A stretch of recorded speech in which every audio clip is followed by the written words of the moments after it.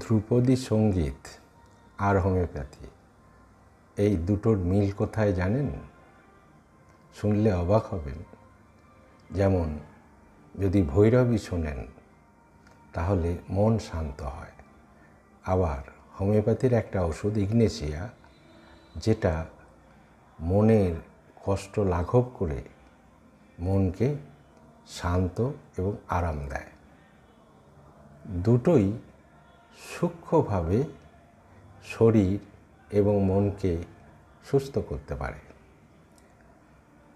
রোগী নয়, রোগের যে অশান্ত অবস্থা, যে বেসুরো অবস্থা, তাকে সুরে প্রতিষ্ঠিত করতে পারে একটা দুটো মাত্র হোমিওপ্যাথিক পুড়িয়া।